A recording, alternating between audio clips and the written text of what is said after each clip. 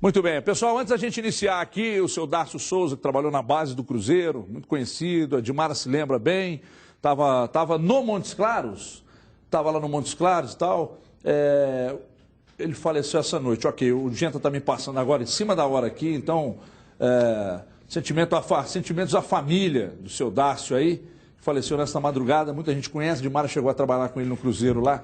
Então fica aqui nossas condolências, ok? Bom, programa então começando até 1h39 e ontem isso deu o que falar. Olha o que o Carlos César pensa sobre a questão da venda de mando de campo. Põe aí. Realmente é desagradável porque não é normal você ver no futebol, né, um acontecimento como esse, né? Mas da nossa parte a gente procura absorver da melhor forma possível, focar no nosso trabalho e procurar entrar dentro de campo e vencer as partidas. Eu torci para o América nesse final de semana para que eles conseguissem aí um resultado positivo. Infelizmente não conquistaram. O fato do mando de campo, com todo respeito, eu não sei se mudaria muita coisa, até porque eles vivem numa situação difícil, né? Se eles decidiram assim, não é a gente que tem que se intrometer nisso, a ideia deles, é do clube deles. Eu defendo o Galo e também é o clube que, se decidir que a gente vai jogar daqui ou em Varginha, a gente tem que fazer nosso papel e dar o nosso melhor. Pô, o Júnior Urso deu uma cornetada ali no América. Ontem, durante a discussão, foi acalorada. O Léo Figueiredo, meu irmão de coração e de peso, disse aqui, ó. Você pode vender o seu mando para quem você quiser, para onde você quiser, mas então não venda sócio-torcedor. Vender mando de campo é um desrespeito com o torcedor que vai ao estádio. Não importa se vão 5, 50, 5 mil ou 50 mil. Eles são sócios torcedores do clube, eles pagam, você tira o jogo daqui, desrespeita a sua torcida, está indo ao encontro do que você disse ontem. E mais. Não é isso? Você confere? Confere. Boa tarde. Boa tarde, Everton, boa tarde a todos. Mais ou menos isso. E houve uma inversão de mando de campo. O América foi mandar o jogo em Londrina, onde o Palmeiras, que é o seu adversário, tem uma torcida muito numerosa. É diferente, por exemplo, do Vasco vender o mando de campo para Manaus, local em que o Vasco tem uma torcida numerosa. O Flamengo vende um mando para Brasília, local em que o Flamengo tem uma torcida numerosa.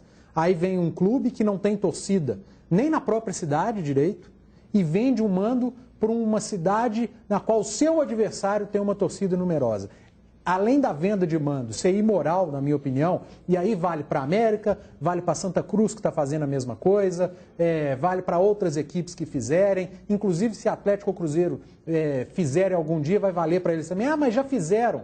Fizeram quando perderam o mando. Aí foram obrigados a jogar fora, ganharam um capilé. Foram obrigados a jogar fora. O América acabou invertendo o mando. Agora, eu ouço o Júnior Urso. Pergunta o que acha. Eu acho normal, a situação deles seria normal em qualquer estádio, tá? Isentou. O mesmo Júnior Urso, depois do empate contra o Corinthians, aliás, não sei nem se foi ele, foi, não sei se o Leonardo Silva, pergunta, o empate o empate foi muito bom. Resultado muito bom, empatar com o Corinthians. Eu vi na tabela o que foi bom. Então o atleta se conformando com tudo. Tudo que acontece, o atleta se conforma. Se lá está havendo conformação, eu me conformo com isso, tá bom o empate, tá bom, não tem problema vender o mando de campo. Quem sou eu para ficar aqui perdendo o meu tempo falando de venda de mando de campo ou de resultado? Ontem o Cadu está chegando agora, não esteve aqui ontem. Ontem rolou uma discussão acalorada onde o Léo Gomide esteve aqui e defendia o seguinte, mais ou menos, eu vou te dar um exemplo, você vai entender o que o Léo Gomide disse. Quando a gente reclama de coisas que acontecem durante o campeonato estadual, que a gente acha bizarro, a gente se lembra que houve um arbitral antes do campeonato em que tudo foi discutido e houve, naturalmente, o aceite de cada clube. Claro. Então, o que o Léo Gomide disse foi isso. Por que eles não decidem antes do campeonato começar? Porque depois que começou e rola, aí realmente não há o que falar. Ou seja, ele entende o ponto de vista, mas o questionamento dele é esse. Boa tarde. Boa tarde.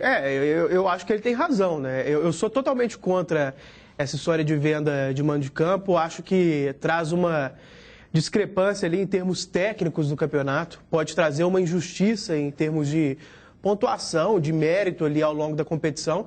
Agora, é algo que tem que ser proibido desde o início, né? Da competição começar, com participação dos clubes, com participação da CBF. Everton, nessa história do América, por exemplo, para pegar um caso assim, bem prático, Eu acho que a crítica tem que ser, em primeiro lugar, a CBF, porque isso não deveria ser permitido pela organizadora do campeonato. Né? Foi exatamente o que o Gomes disse aqui ontem. Não pode ser permitido. Se esculhamba a culpa da CBF. Em quase nenhum campeonato importante do mundo isso é permitido. Só que eles acharam normal o que o América fez e falaram que Atlético e Cruzeiro fariam também. Não, nós somos falaram normal, assim, está gravado. Não, fariam se não tivesse disputando nada. Se não tivesse disputando nada. Faria a mesma então, coisa. repetindo, não fariam como nunca fizeram. Mas não quer dizer que a gente ache que é normal. Quer dizer que a gente acha que se tiver na mesma condição, pode acontecer de novo. Eu vou assistir o programa hoje à tarde no YouTube e amanhã eu dou opinião sobre isso, sobre o que vocês falaram. Agora, ponto a ponto, eu acho que a CBF não deveria permitir. Quase nenhum campeonato importante no mundo isso é permitido. Você coloca lá o seu estádio, uma espécie de estádio reserva. Né? Normalmente, os campeonatos passam por aí.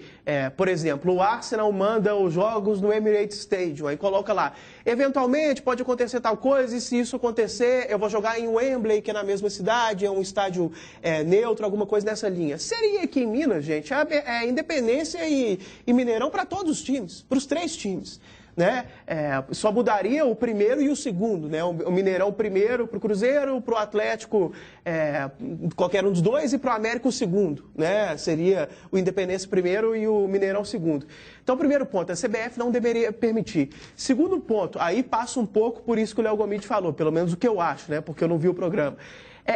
Os clubes deveriam se manifestar desde o início. Né? Nessas reuniões, nesses arbitrais, nesses conselhos, em qualquer tipo de contato, o Daniel Nepomuceno, o Gilvan, o Alencar, todo mundo deveria falar, olha, eu sou contra isso, hein? Desde o início do campeonato, para depois, ao longo da competição, não parecer que você está advogando em causa própria, não parecer que você está insatisfeito só porque seu time está sendo prejudicado. Então, acho que é uma subserviência dos clubes também. Só que tem um ponto que merece uma observação importante. Por várias vezes, nós não, vou falar por mim. Mando do América, jogo contra Atlético e Cruzeiro, a gente diz assim, por que o América não leva para o Mineirão? Para ganhar mais dinheiro. Para ganhar mais dinheiro. Quer dizer que para o Mineirão, para ganhar dinheiro, pode.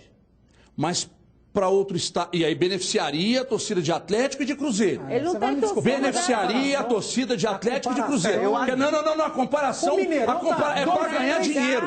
É para ganhar dinheiro. O meu exemplo. Peraí. Não, senhor, nós estamos falando. Não. Nós estamos falando de ganhar dinheiro. Beneficiar o adversário com mais torcedor. Se lá no Estádio do Café beneficia o Palmeiras, que tem mais torcedor naquela região. Acabou de falar isso de Londres, do Arsenal. Não, mas é diferente. Mas quando é aqui, isso já foi discutido aqui com a presença de todos. Eu acho que Peraí, deixa eu ouvir a Edmara sobre isso. Edmara, por gentileza, Edmara. Primeiro, deixar bem claro o seguinte, a minha opinião ontem foi muito clara e quem me acompanha esses anos todos sabe qual que é. Eu acho imoral também vender mando de campo, acho que isso não deve acontecer, mas a pergunta do Everton ontem foi muito clara. Se o Atlético ou o Cruzeiro estivessem na mesma situação, que fez. Sem dinheiro, praticamente rebaixado, sem nada, que se não significasse nada para ele e ele recebesse uma bolada dessa como a América recebeu, se ele aceitaria o convite? Eu acho que aceitaria. Eu tenho certeza que não. Eu acho que aceitaria. Eu acho que aceitaria. E acho que qualquer equipe que estivesse numa situação dessa aceitaria. Que eu continuo achando errado, acho. Mas eu acho mais errado ainda é a maior instituição do futebol brasileiro aceitar isso, que é o caso da CBF. É todo mundo ir lá e fazer um arbitral e se reunir e traçar as metas de um campeonato que não tem planejamento, porque os times do Rio não tinha esse planejamento quando esse campeonato foi acertado, os times do Rio ficaram sem estádios, sabendo que haveria uma Olimpíada, sabendo que haveria o que aconteceu, e nós vimos tudo o que aconteceu em termos de mando de campo espalhado por aí afora. E outra coisa, na situação do América, o América hoje é muito específico, você pega qualquer situação que envolva o América, já se dá assim, não vence, não acontece, não tem torcedor. O Júnior Russo deu uma cornetada ali. É exatamente isso. Então, assim, virou aquela história. Ele é um peso na balança, mas é um peso que só está pendendo para um lado, que é para o lado do adversário. Né? O América não pende para o lado dele, com todo o respeito que a gente tem ao trabalho do Anderson e por tudo que ele fez, até de uma pequena recuperação que o América teve. Mas o América é um caso à parte nesse campeonato. Você manter uma lanterna do jeito que ele está mantendo, sem nenhum poder de reação, ele é um caso à parte. O Santos e o Inter nessa história toda. Que tiveram que vir aqui jogar com ele perder. Não, eu estou dizendo, ele teve algum tipo de razão, mas muito pequena, Du. Olha aqui, deixa eu te falar. Você acha normal um time ter Quanto tempo que eu fiquei fora? Esse tipo de ser muito... Que essa relação tá Deixa eu chamar um Twitter aqui. Põe na tela o Twitter aqui, ô Capiroto, por gentileza. Tá aí, ó. A CBF permite venda de mando de jogo, mas não permite adiar um jogo de um time que tem 5 jogadores convocados. CBF ou TV? Bom, a informação que a gente tem é de que a TV é que barra. Mas eu concordo com ele no sentido de que é um outro erro, né? Essa história dos 5 jogadores é outro erro. E, na verdade, é um erro anterior, que é simplesmente ter jogo em data FIFA. Porque, gente, essa história que a CBF chegou até a anunciar em determinado momento, e alguns jornalistas amigos da CBF compraram a ideia de forma surreal, não faremos mais jogos em data FIFA. Faz um dia antes, um dia depois, 2 dias antes, 2 dias depois. Não muda nada. Dia. Agora até isso, voltou a fazer. Voltou a fazer, mas foi um jogo só, mas você tem razão, voltou a fazer. Mas não faz diferença, porque um dia depois, um dia antes, ele tem razão. Agora, é um erro anterior, que não deveria ter jogo em data FIFA, deveria parar como fazem na Europa. Aí um segundo erro, a partir do momento em que há o jogo, deveria ter o bom senso de quando um time tem muitos convocados, adiar sim a partida, né? Eu estava em São Paulo por causa do jogo Atlético-Corinthians, né? Eu fui lá fazer o jogo. Depois, o Marcelo, todo mundo reclamando de arbitragem. Gente, aquele dia não era para reclamar de arbitragem, né? Porque, para mim, não houve nenhuma grande questão contra o Atlético. Talvez alguns cartões, uma ou outra falta.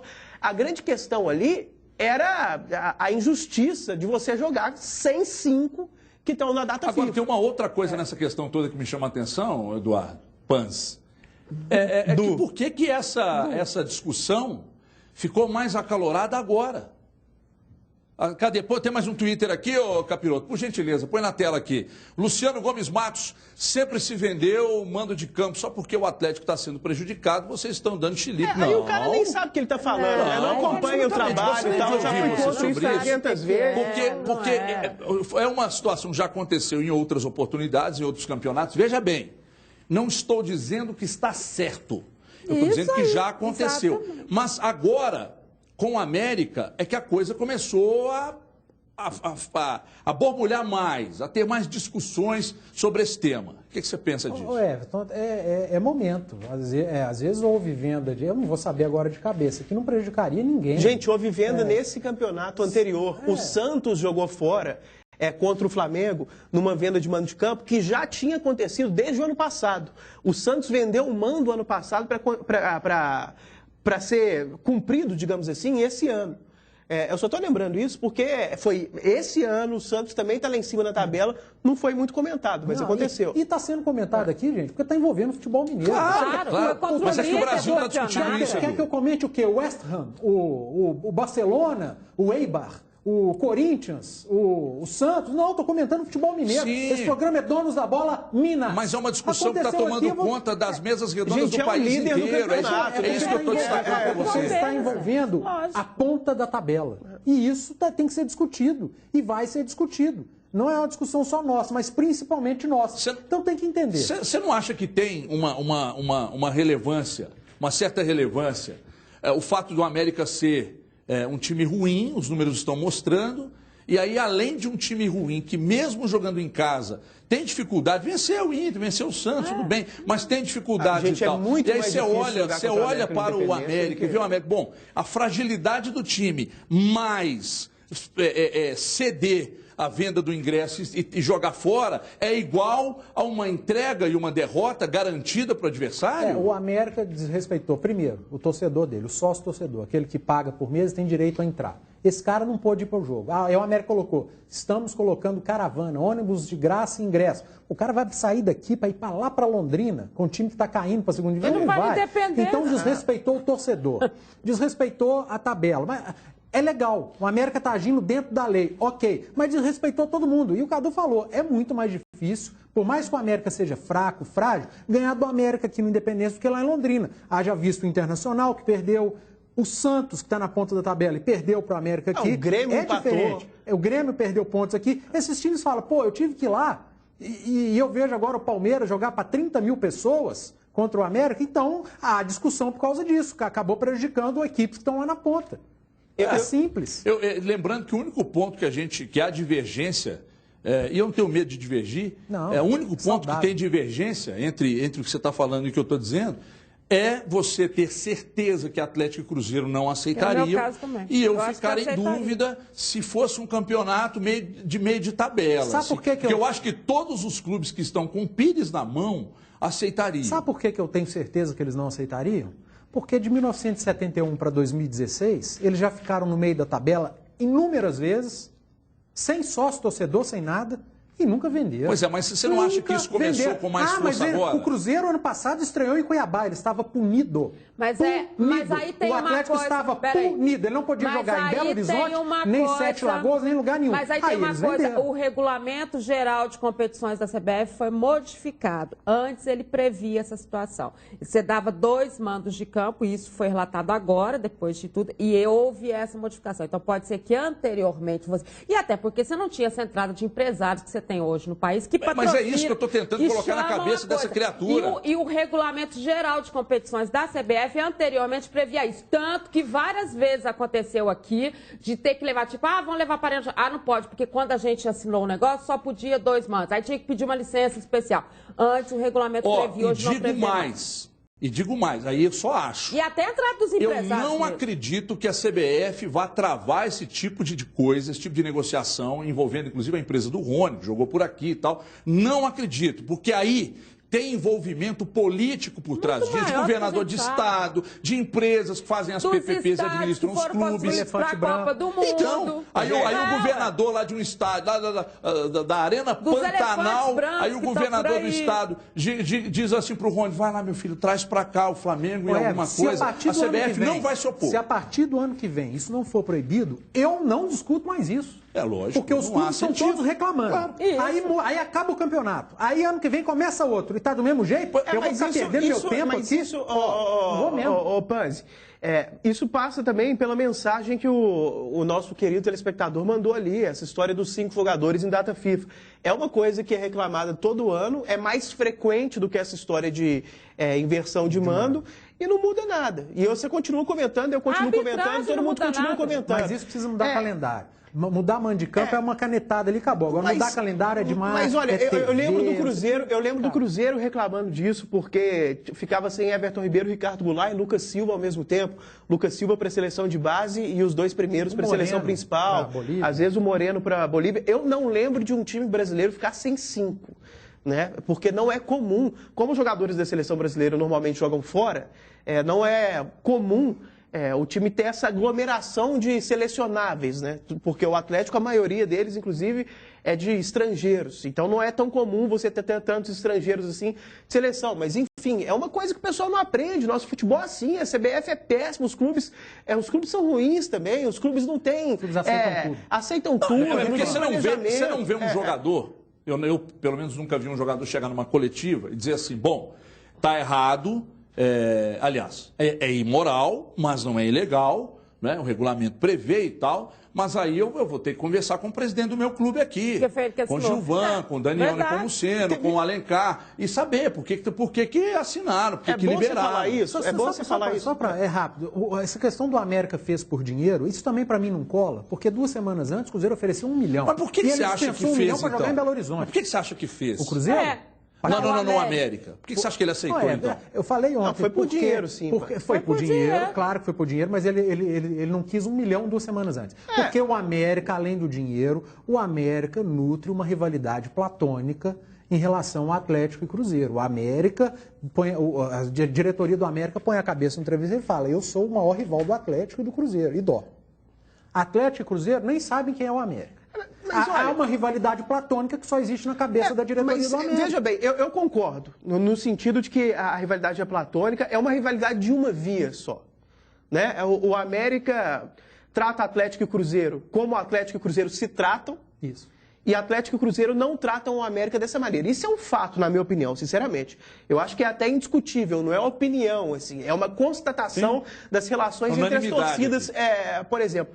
Só que eu não vejo problema no América tentar se dar esse atestado mínimo de grandeza, entendeu? Eu não vejo problema num time menor tentar se colocar dessa maneira, não gostar, entre aspas, dos rivais do mesmo estado. Entende o que eu quero dizer? Eu não vejo um sentido tão pejorativo assim. Ele tem que... eu acho que às vezes os torcedores do América acham que são Barcelona, Real Madrid, vivem no mundo da lua, isso é uma coisa. Mas também não tem problema. Agora, não, mas exageram... o torcedor, exageram na falta de realismo. O torcedor é paixão. Eu acho que exagerar na falta de realismo é uma coisa. Agora, você nutrir ali uma rivalidade... Mas se for dinheiro... Você acha que o torcedor do Bangu... não odeia o Flamengo, não vai... Deixa eu dar um salto aqui, a gente volta nessa discussão. No Cruzeiro, o bom retorno, né, é o fator que motiva mesmo. O Cruzeiro, a gente até falou disso aqui ontem, somou um ponto só a menos, por exemplo, que o Atlético, que briga em cima. Então, motiva os jogadores a saírem dessa situação, né? Diogo Gamalho traz as informações direto da Toca 2. Boa tarde, Gamalho. Segundo turno de Brasileirão, muita coisa muda na parte de cima e de baixo da tabela. Isso aconteceu com Cruzeiro e Atlético, por exemplo. No caso celeste, a mudança foi maior e melhor. De 33% para quase 57%. Esta é a evolução do Cruzeiro do primeiro para o segundo turno. Explicada por alguns fatores. Desde que eu cheguei aqui, houve muita qualidade na equipe. Também a chegada da nova comissão também trouxe uma segurança e uma confiança a mais pra gente. A gente se fechou ainda mais aí para tirar o Cruzeiro dessa situação. A chegada de Mano Menezes contou sim muito para isso. O time ainda briga para não ser rebaixado, mas agora a cabeça já começa a ficar mais tranquila para fazer as contas. A conta aí acho que é 45 pontos, aí acho que mais 3 vitórias a gente sai dali de baixo mesmo, né? Esse perigo ali. A gente tem procurado manter mais jogo a jogo, né? Encarar cada jogo como uma decisão mesmo. E para somar mais 3 pontos, terá que vencer nada mais, nada menos que o líder do campeonato na sequência. Vai ser um jogo difícil, como todos os outros têm sido, mas a gente está muito confiante.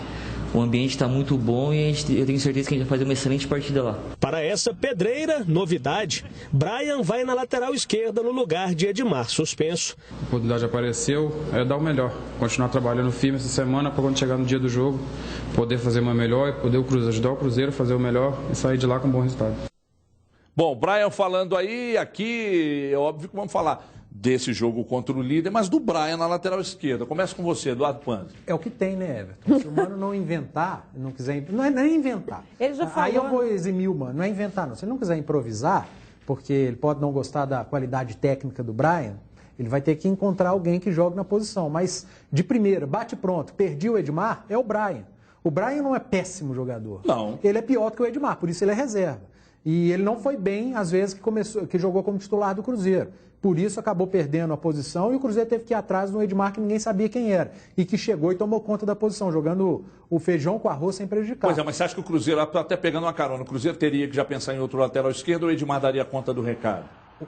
Pro ano que vem? É. O Cruzeiro já está pensando em outro lateral René? esquerdo. Não sei o nome. Não digo nem que seja para ser titular, talvez para brigar por posição com o Edmar, porque o Edmar, eu repito, o Edmar é o ilustre desconhecido que chegou para o Cruzeiro e que não prejudicou o time hora nenhuma. Se teve uma falhazinha ou outra, é o jogador que joga o feijão com arroz. Ele acertou ali o lateral esquerdo do Cruzeiro. Vai fazer falta contra o Palmeiras. Tem muito tempo que... Quem é melhor, Edmar? Quem é melhor? A pergunta para os três. O Edmar ou o Egídio? Eu acho que o Egídio foi muito mais útil para o Cruzeiro. E outra, é sacanagem com o Edmar. O Egídio fez parte de um time muito melhor. Não, mas eu acho o Egídio melhor, mesmo desconsiderando esse fator do time, dos títulos.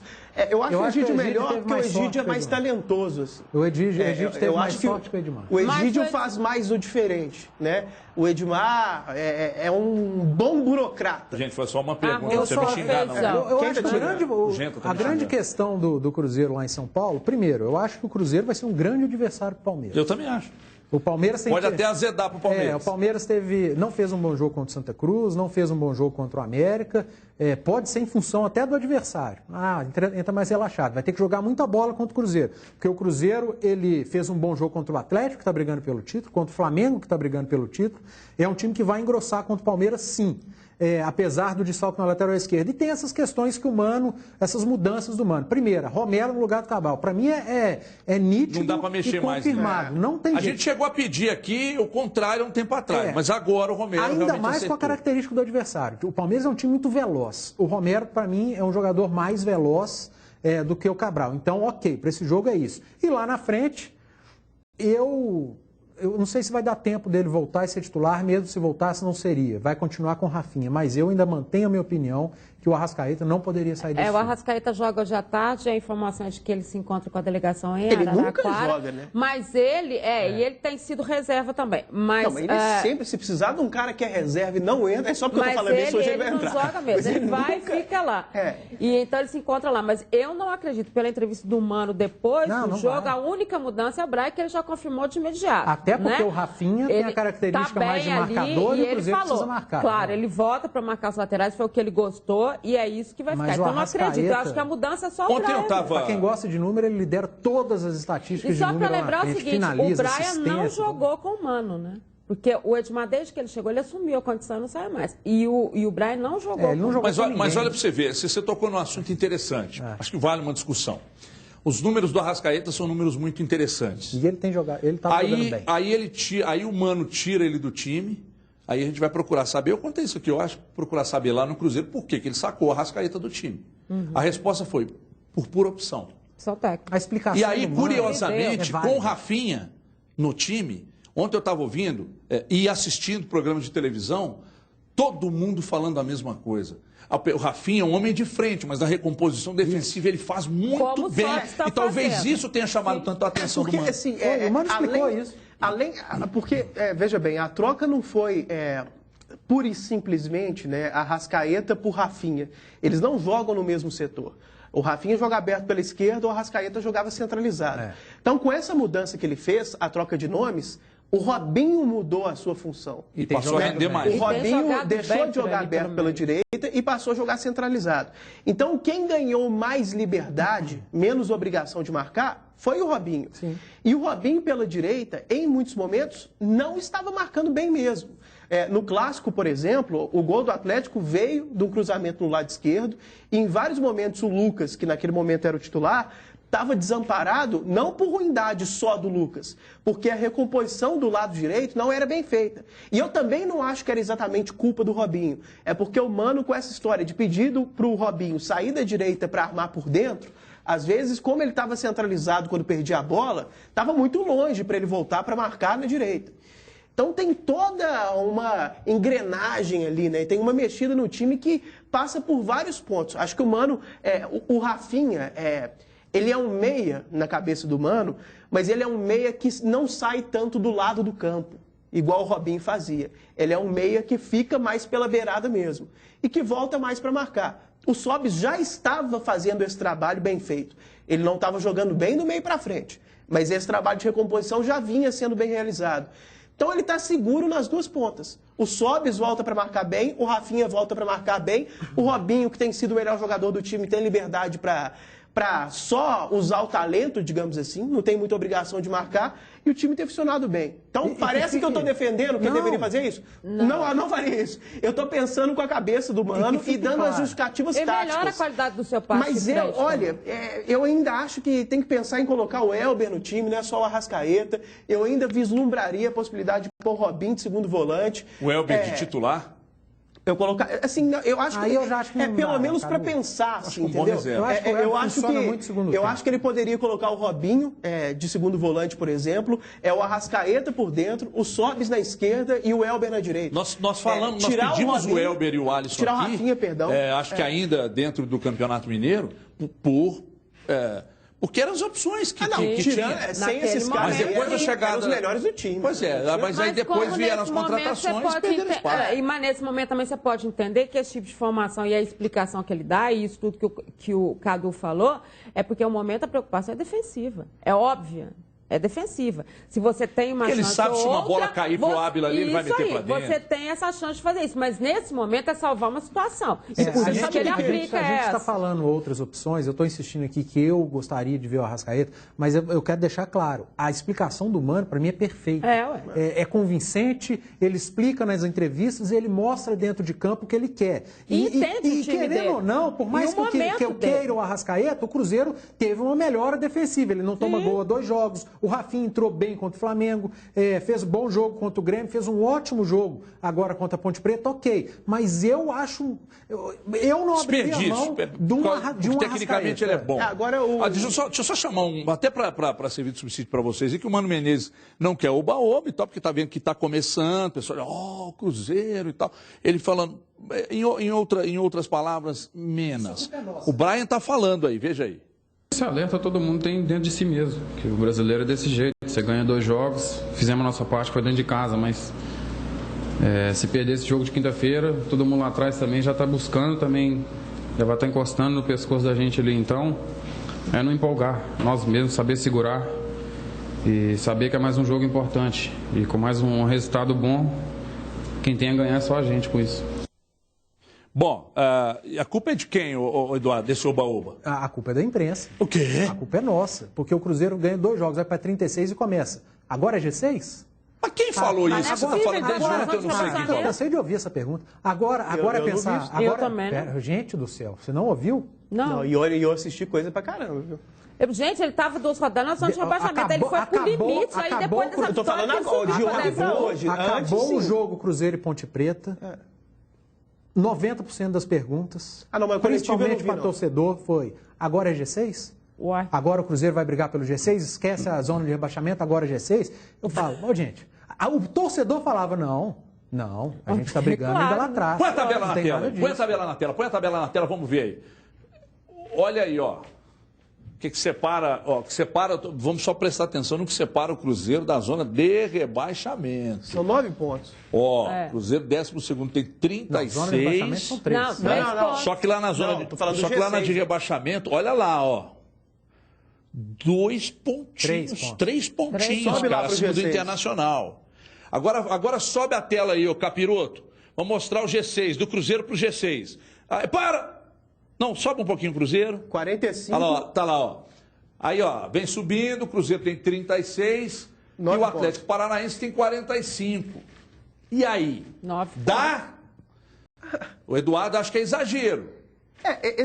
Se o campeonato fosse só G4, aí já estaria no plano do impossível, porque a diferença do 6º para o 4º já é bem grande, né? Porque o Santos está próximo ali ao Galo, já estão descolados até do 5º mesmo. Do G6, impossível não tá, mas também não acho que é o momento de ficar falando, não acho que é o momento de ficar discutindo isso. Por isso que eu estou falando que a culpa é nossa, porque nós estamos levantando essa bola aqui. Não, nós estamos discutindo, nós estamos levantando essa bola aqui. Não, a gente não tinha que estar discutindo isso, o Cruzeiro está 3 pontos. Por que não pode tinha que estar discutindo assuntos inerentes ao futebol? Eu acho que não. Eu acho que não. Todo esse negócio tem muito tempo. Eduardo, acho que não. O Cruzeiro hoje briga contra o rebaixamento. A hora que o Cruzeiro abrir 7, 8 pontos do rebaixamento, aí eu não falo mais de rebaixamento, mas por enquanto é uma rodada. É uma rodada, gente. O Cruzeiro, se tudo der errado na rodada, ele pode voltar para a zona do rebaixamment. Mas se tudo der certo na rodada, ele ainda continua longe de G6. É isso que eu estou falando. Isso aconteceu na última rodada, né, Panzi? O jogo do Cruzeiro foi isolado no sábado. Sobe de novo a tela aí. O Cruzeiro entrou em campo na zona de rebaixamento. O Cruzeiro está em 12º, que não é hora disso. Eu também acho que não é hora disso. Eu acho, sabe o que eu acho curioso? Sério. Eu não estou querendo botar gasolina na fogueira, não, que eu odeio isso. Não gosto. Mas eu acho, por outro ponto, por outro aspecto, o Botafogo foi um time que no início do campeonato nós já dávamos como um time que cairia. Aí depois o Ricardo Gomes acabou conseguindo dar uma sustentação para esse time, e esse time está subindo, está com 44. Ricardo Gomes não, Jair Ventura. Não, depois o Ricardo Gomes começou, Jair Ventura deu sequência. Aí o Cruzeiro está com 36 e o Botafogo com 44. Mas ele veio subindo ao longo do dele. Foi uma coisa...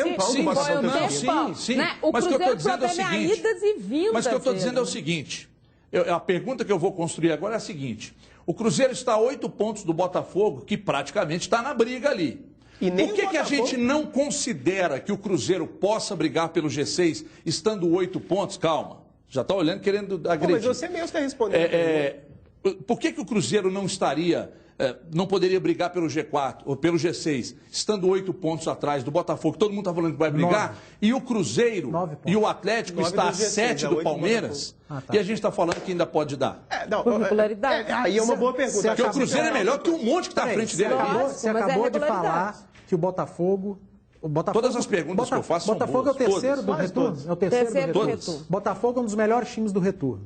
Fluminense é um dos melhores times do retorno. Mas qual time que é melhor? Espera. Botafogo é um dos melhores times do retorno. Fluminense é um dos melhores times do retorno. Atlético Paranaense faz um campeonato regular, o campeonato inteiro.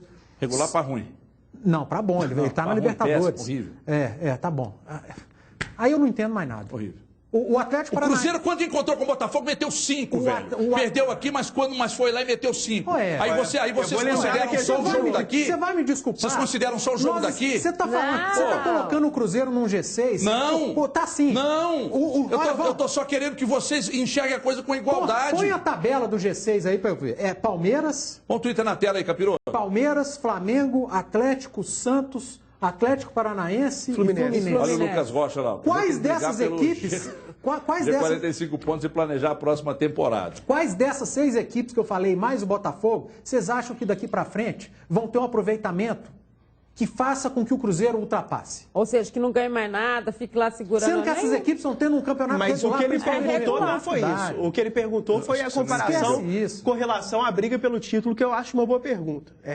Porque a diferença que eu faço são boas. 99%, porque ninguém é 100%, mas quase todas as suas perguntas são boas. Eu vou tentar respondê-la, viu? Eu acho que a diferença passa pelo seguinte... Apesar da pontuação ser similar, a diferença, o Atlético briga com menos times, né? Só Flamengo e Atlético, Flamengo e Palmeiras estão à frente do Atlético. 7 pontos de diferença para o Palmeiras. Eu acho que como são menos times e há o confronto direto contra os dois em casa, o confronto direto já pode ser responsável por diminuir a diferença ali. O do Cruzeiro são 9 pontos, e aí tem Atlético Paranaense, tem não sei o quê, sabe? Aí é uma mistura de pontuação com muitos times. O do Atlético é só, entre aspas, a pontuação. Então eu acho que para responder a sua pergunta que foi boa, essa. Porque ganhando o Palmeiras em casa, passa a ser só 4. Não, tem mais coisas. Peraí, não. Agora também não vou deixar ninguém responder mais, não. Não, agora pode cortar o microfone do Eduardo aí. Vamos falar agora do Atlético de novo. Então não. Então agora eu vou deixar você falar. Peraí. Porque o Atlético ainda na briga e tal, precisa melhorar seus números no retorno. Não estão bons. Tá certo? Galo ainda acredita. Quem traz as informações... Ainda bem, né? Quem traz as informações é Yara Fantoni. Confere na tela. O Atlético continua na briga, no topo da tabela. Quer o tão sonhado título do Brasileirão. A nossa equipe ainda acredita no título. Acho que a gente não pode desistir dele. Enquanto houver possibilidades, a gente vai trabalhando. Ainda há muitos jogos. Na última rodada, o time se afastou ainda mais do líder Palmeiras. Agora são 7 pontos de diferença. E um tropeço do Verdão e do segundo colocado, Flamengo, não cairiam nada mal para o Galo. Não é mesmo, Carlos César? Se todos ganharem, não tem como a gente passar. Então a gente tem que procurar fazer o nosso dever de casa e torcer para uma derrota de quem está em cima, né? É normal da competição e quem está em busca do título é dessa maneira. Após 10 partidas disputadas no retorno do Brasileirão, o Atlético contabiliza 5 vitórias, 3 empates e apenas 2 derrotas. 60% de aproveitamento, mas que garantem ao Galo apenas a 6ª melhor campanha do segundo turno no Brasileirão. Não é uma campanha ruim, a gente fez um bom trabalho, mas de repente deixamos escapar algumas coisas no primeiro turno, que hoje, de repente, aqueles pontos que nos faltam hoje, de repente, estaria sobrando para a gente. Desfalques e lesões são outros problemas alvinegros. Jogadores servindo seleção e o conhecido DM, Departamento Médico. O atacante Luan, por exemplo, está fora do time desde agosto e só agora está voltando a treinar com a equipe. Mas apenas como teste. O DM ainda não liberou o jogador. A gente fica feliz de ver o Luan correndo, fazendo o que ele mais gosta, maluquinho do jeito que todo mundo está acostumado que ele volte em alto nível como ele sempre atuou. É um dos exemplos aqui de superação, como há muitos aqui, ele também é um deles. a gente torce muito pelo retorno dele. Mas apesar das dificuldades, o Atlético não desiste e pretende tirar vantagem nos confrontos diretos. A equipe alvinegra ainda enfrenta o Palmeiras e o Flamengo em casa no retorno da competição. A gente vê possibilidades ainda de tropeço do Palmeiras, de tropeço do Flamengo, além dos jogos contra a gente gente acredita que vai fazer bons jogos contra eles. Então ainda há o otimismo, ainda há a confiança da nossa equipe. Acreditamos que é possível ser campeão e enquanto houver esse acreditar da nossa parte, a gente tem que lutar para que isso aconteça. Bom, o Júnior Urso falando aí você queria falar do Atlético, tá na vez. Por gentileza, na câmera do Cleuri. Não, sobre a pergunta que você fez, ontem mesmo você me perguntou se eu apostava no Atlético. Eu falei que não, se fosse para apostar, eu apostaria no Palmeiras. A matemática é mais ou menos a mesma, Everton. A matemática, você me perguntou, eu respondo, ele não digo. Então não pergunta, pô. A matemática é mais ou menos a mesma. Será que o Palmeiras vai ter uma queda de produção assim que dá para imaginar o Atlético somar 7 pontos a mais? A tabela do Atlético até o final do campeonato? Mesmo tendo confronto direto, mesmo o Atlético tendo dado demonstrações, por exemplo, nesses últimos 9 jogos, se você leva para o primeiro turno, o Atlético foi o que mais somou pontos. Dos 27, ele somou 22. É isso que eu ia falar. Foram 7 vitórias e 2 empates, beleza. Mas mudou. O Atlético já demonstrou que pode? Demonstrou que pode. Mas o Palmeiras, para mim, ao longo do campeonato, me demonstrou que pode muito mais. Então, é curioso isso. São 7 pontos. Você está falando que o Palmeiras te mostrou que pode muito mais. Mas o elenco do Palmeiras não é melhor do que o do Atlético. Mas mostrou que pode mais por quê? Porque está jogando melhor. Por quê? Tem sido mais regular. Por quê? Porque são vários. Ele quer que você responda o técnico é melhor. Mas é óbvio que tem relação. Agora, por outro lado, eu aí sem querer jogar gasolina na fogueira, eu não gosto. Pó de mico, você conhece pó de mico? Joga na fogueira, dá aquele... o Flamengo não tem um treinador como o Marcelo. O Flamengo não é... O elenco não é melhor do que o do Atlético. O Flamengo não tem o Maracanã. O Flamengo está jogando, está meio ciganão no Campeonato Brasileiro. E tá lá na cabeça, cara. É complicado avaliar o treinador do Flamengo, né? Vou para um rápido intervalo, você vai falar daqui a pouco, 2 minutinhos só. 2 e a gente já volta, até já.